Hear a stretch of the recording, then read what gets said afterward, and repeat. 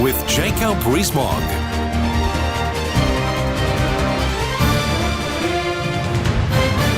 Good morning to you. 3 minutes after 9, Monday, the 18th of February. The clock is ticking down. I look at the front page of one of the newspapers today, the Daily Express, which every day tells us how many days to go, and we're in the threes now, just 39 days to go.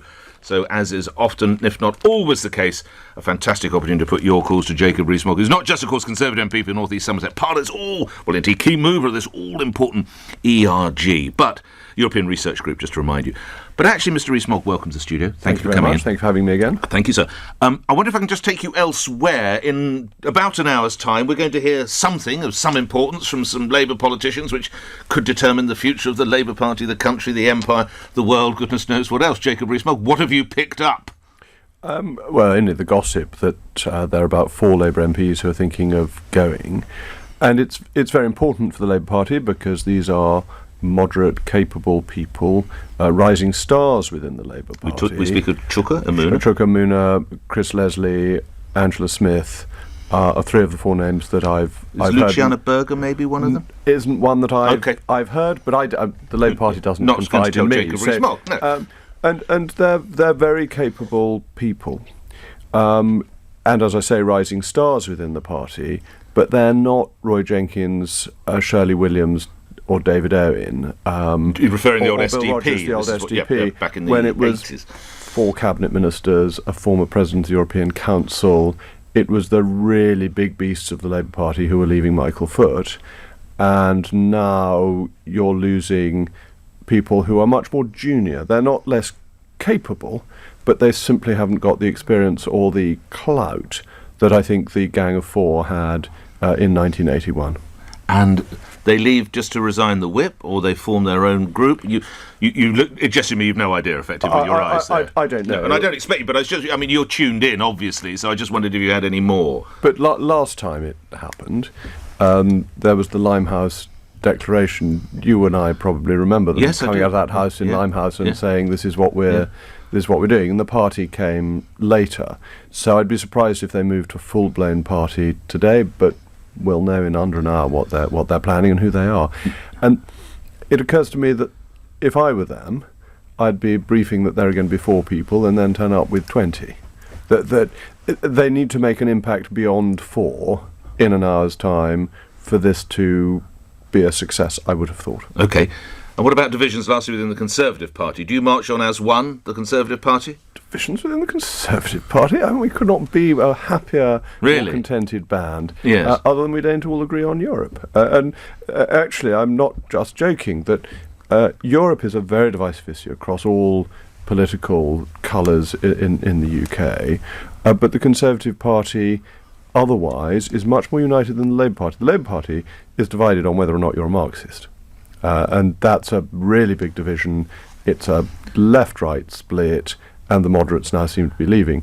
Within the Conservative Party, yes, of course, there are shades of opinion on how free market you are and so on, but we're all broadly in the same policy areas, other than on Europe. And lastly, before we go to the calls, Anna Soubry or Sarah Wollaston are not to the Conservative Party what Chuka Umunna is to the Labour Party.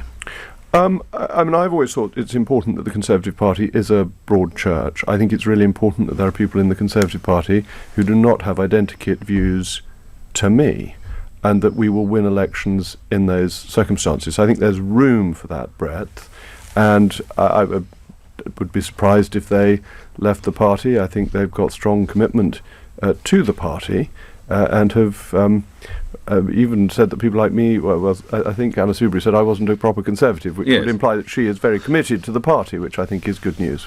Should we take some calls? Lee's in Southend. Lee, you're through to Jacob Rees-Mogg. Go ahead. Morning to you. Good morning, Nick. Good morning, Jacob. Good morning, Lee. On the show. My question is, the Prime Minister repeatedly states that her deal is in the national interest.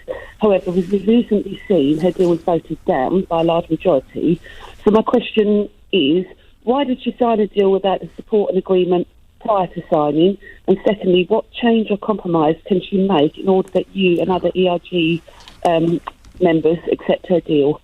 Well, Lee, my concern with the withdrawal agreement is it doesn't meet the commitments given in the Conservative Party manifesto that we wouldn't be out of the jurisdiction of the European Court of Justice, we wouldn't be out of the Customs Union, and we would have parts of us remaining within the single market, and that is all in the Irish backstop. So the problem with the deal, the bit of the deal that just isn't Brexit, is in the backstop. So if the Prime Minister were to go with the Malthouse Compromise, which has elements within it that Eurosceptics really dislike, such as paying over £39 billion without getting anything clear in return, and remaining as a vassal state for 33 months, if the Prime Minister were to make that change, then I think it's something that would get through Parliament.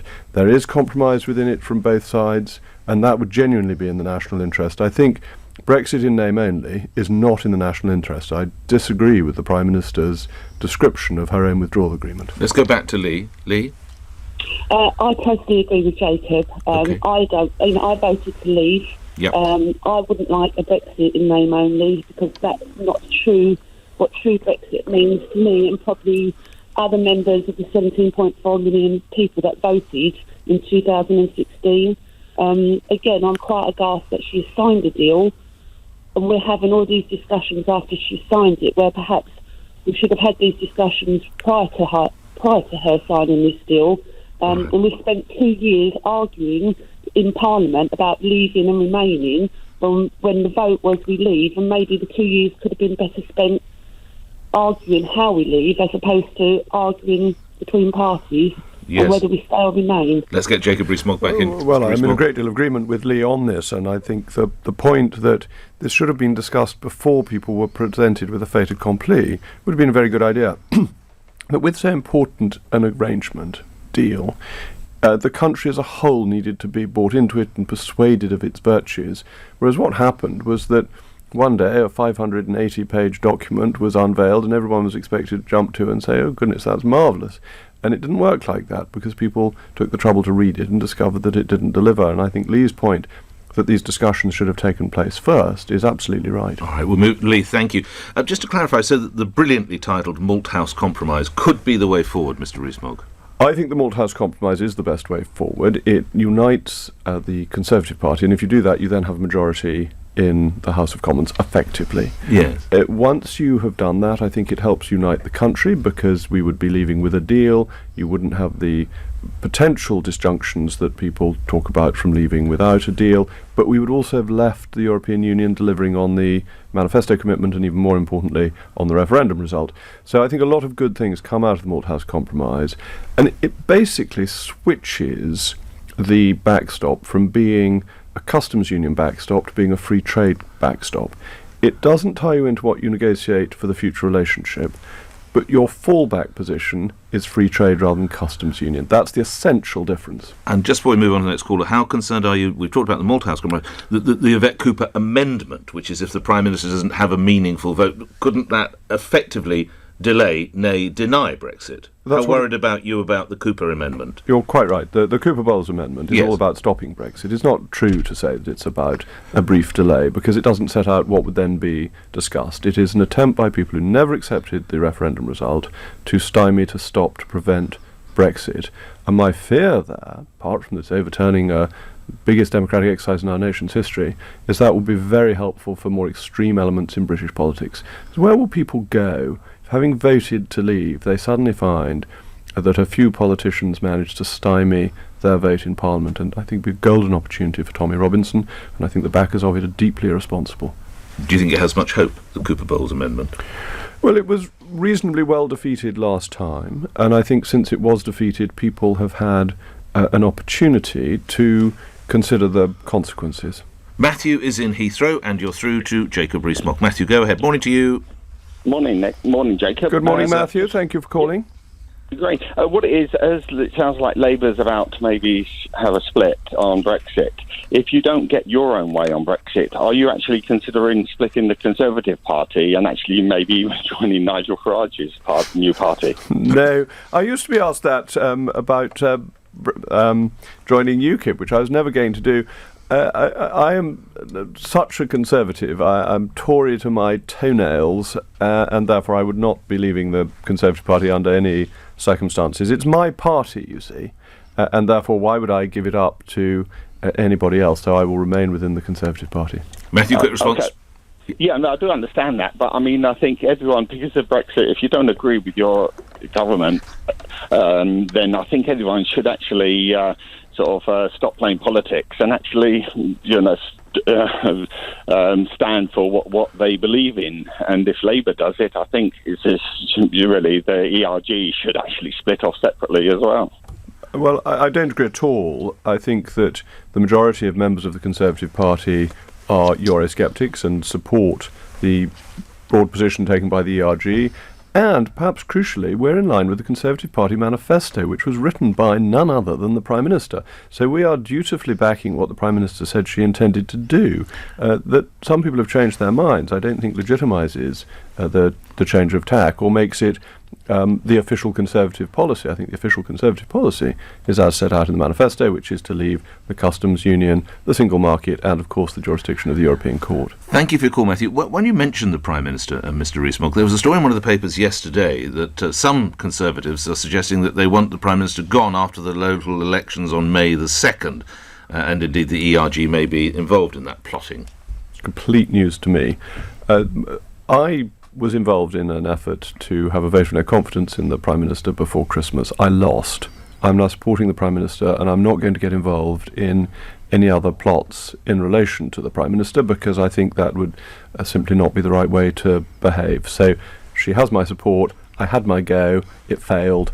That's it. And she takes you into the next party conference then, which was meant to be the crowning of the new Conservative Party leader, nay Prime Minister. Crown him with many crowns, the lamb upon his throne.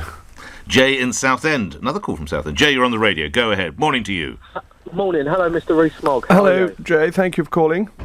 I'm in my early 20s, so, politics for me is a bit blasé. But I just wondered whether you thought that Brexit was ruined the moment that the Conservative Party allowed a Remainer to stand as Prime Minister once David Cameron left. Ruined is a harsh word, but I think your analysis has a lot of truth in it.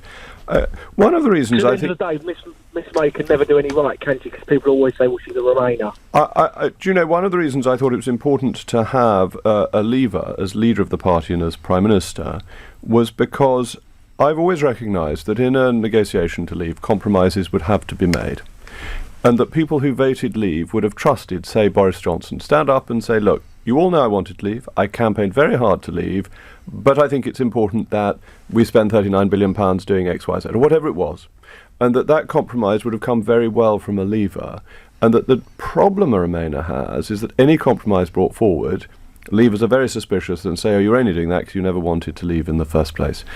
And you've often found, it's like Nixon in China, that reforms, changes are best made by people who are known to be coming from a strong position in the other direction. They're the ones who can compromise, whereas the ones who always wanted to compromise are never in a strong enough position to do so. So, Jay, I think your analysis is very accurate. Jay, a quick response from you. So what are the chances of us starting from scratch?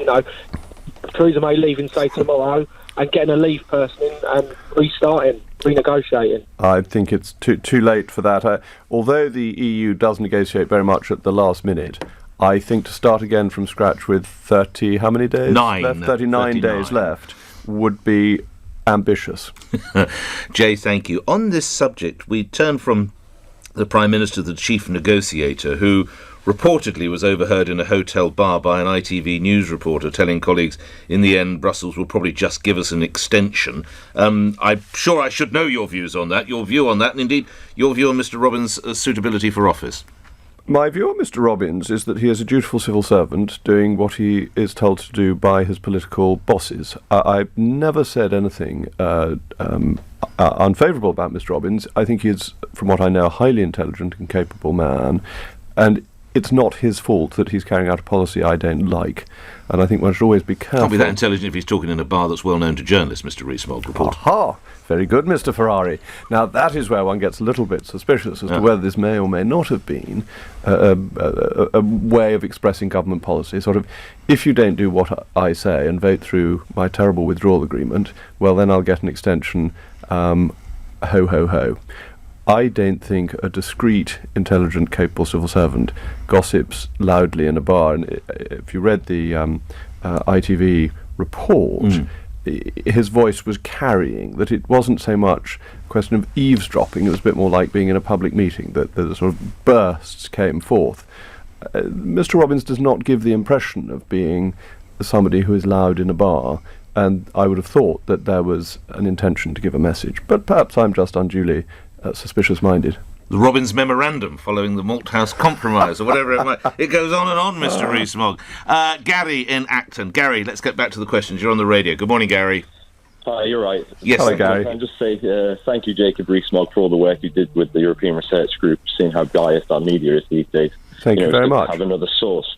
Can I just ask a question? Do you think delaying Brexit would be good for Tommy Robs?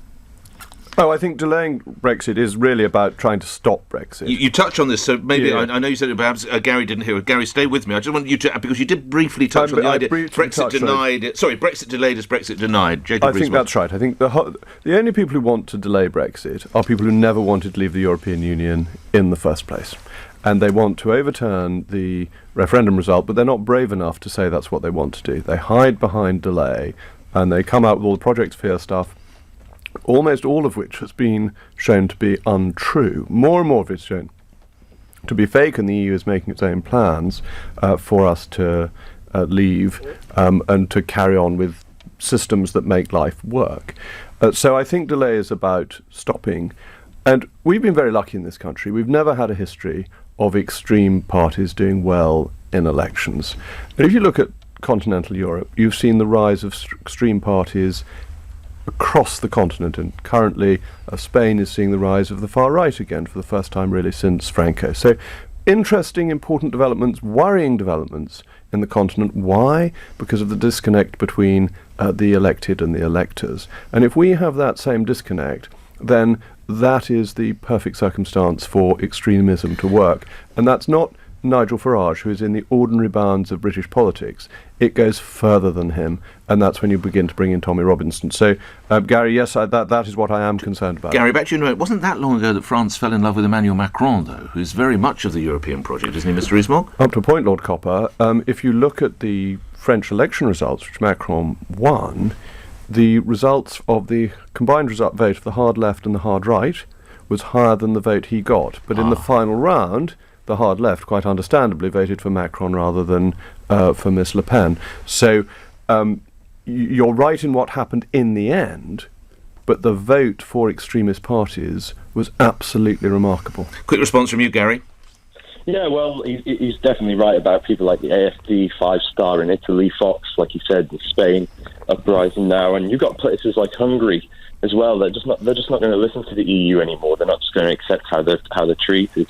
I just want to say as well, the UK is just a great country. You've got diversity, you've got a great standard of living, and like you said about the policies, we get like a far right in England. It's a lot less far right than it is in Europe. Well, certainly you look like a country like Hungary. I think you would agree. Gary, thank you. Peter, to you in a moment. We talk about diversity. Mr. Rees-Mogg, I know you will have been as sickened if you've had an opportunity to see the story that I'm showing you now on the front page of The Guardian, which is the picture of the front door of an apartment block in Salford, where a gentleman from the Democratic Republic of Congo moved in with his 10-year-old son, and within days the slogan "No Blacks, No Blacks" had been written in whitewash on the door, almost taking us back to the dark days, I didn't know, pun intended, of the 60s or 70s. Now, he's saying in part Brexit has unleashed that sort of racist sentiment. How would you respond to that? Well, I don't think there's any evidence for that. I mean, that is so shocking. Yeah, I don't know if you'd had sight of that. I hadn't seen that, The Guardian not being the paper I turn to first every morning. But that is criminal, it should be prosecuted. But there is a tendency to say every bad news story is because of Brexit, and every good news story is in spite of Brexit. I don't think there's any evidence for that being Brexit-linked at all. People will say there was a hike in hate crime, other instances after the referendum vote. Although some of it was found because, for instance, of a Spanish restaurant, it was actually an attempted burglary. It was nothing to do with the fact that it was owned by Spaniards. Right, one has to tread carefully here. And there was an issue with a Polish crime that was nothing to do with Brexit and was initially broadcast as being entirely a Brexit And the Wiltshire issue. landlady who had a Welsh flag as part of a bow and arrow competition, and that apparently was a hate crime. So one has to tread carefully, but there is a sentiment abroad, as I'm sure you understand, Mr. Rees-Mogg, that is what might have happened in this country. But I don't think there's any solid evidence for it. So just because some people who didn't want to leave then blame everything that they don't like on Brexit doesn't mean that it is caused by Brexit. We didn't lose 2 out of the 3 test matches against the West Indies because of Brexit. Did BMI close? Possibly. The airline, albeit a rather small airline, and one has to say perhaps not brilliantly run in that most of its aircraft were less than half full or half empty. Is that as a result of Brexit? Ford possibly moving production out of the UK, possibly because of Brexit. I can go on and on and on, Mr. Rees. You can. Do badly run companies blame Brexit? Yes, they do. Even Ford? I wasn't talking about Ford. No. That the airlines go bust the whole time. It is the nature of airlines that. Why is that? Because they're highly capital intensive and they are very susceptible to small movements in capacity utilisation. So if your 60% capacity utilisation is your break-even, at 61% you're coining money. That 1% is enormously profitable. 59%, your bank is coming after you. And that's why airlines historically have had such a poor reputation and likelihood of going bankrupt, particularly the smaller ones. So no, it's very hard to link that to Brexit. And if you look at Airbus, which made a great song and dance about Brexit, they were quite careful to say that the A380's cancellation was nothing to do with Brexit. And actually the problems for Airbus is that it made the wrong investment decision and Boeing made the right investment decision. Boeing decided to go for smaller, very fuel-efficient aircraft. The plane is too big. That's the bottom line, isn't it? The one they were too big. It's like Concorde. That it was very dependent on large government subsidies, including from the UK government, and you end up doing what bureaucrats think is the right idea, whereas Boeing ended up doing what passengers want, which is a small aircraft. And don't we all want to fly point to point rather than hub to hub and then on? That we like one flight rather than several. And Boeing made the right investment decision, whatever it is now, 20 years ago.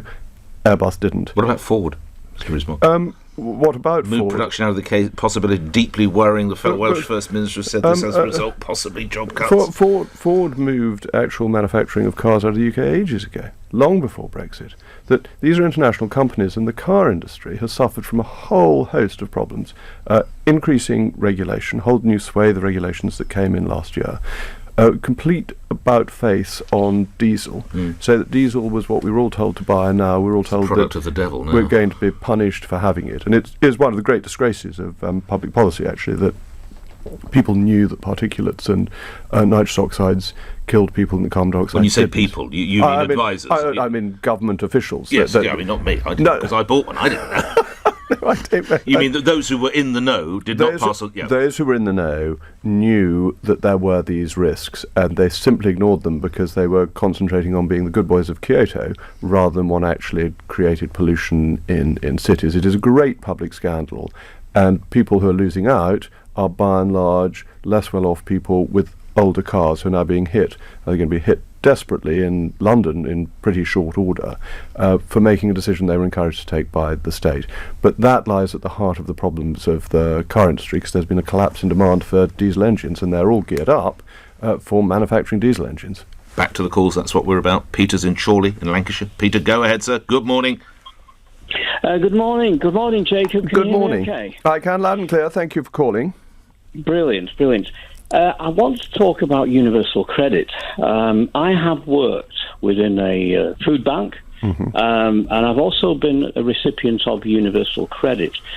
As we all know, the current upsurge in demand for such of the services at food banks has been associated with the transition from job seekers allowance to universal credit, the so-called rollover period. However, there is also the transitions from full-time, part-time employment onto universal credit, and people coming from further and higher education.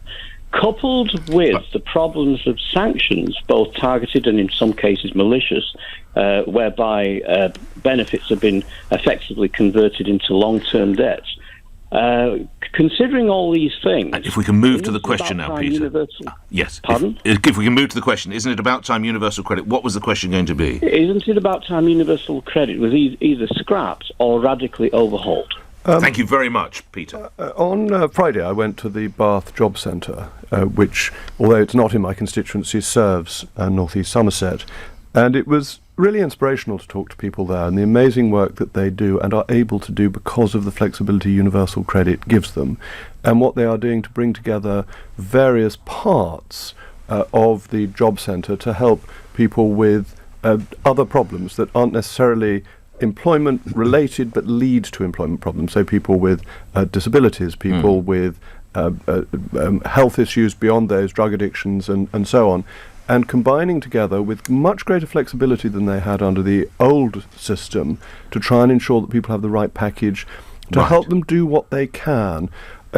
I think the issue on universal credit is that it was rolled out and is being rolled out slowly, so that problems in it can be addressed as they emerge. But you do admit it did start badly. I accept there were some problems with it. Even Amber Rudd has said agrees that. Particularly in relation to trying to delay the payments and the week without payments. That's all been changed. People can now get money up front. They can get it within a week in normal circumstances and on the same day. Are you sure? If they need to, yes. That's one of the important changes that has come in.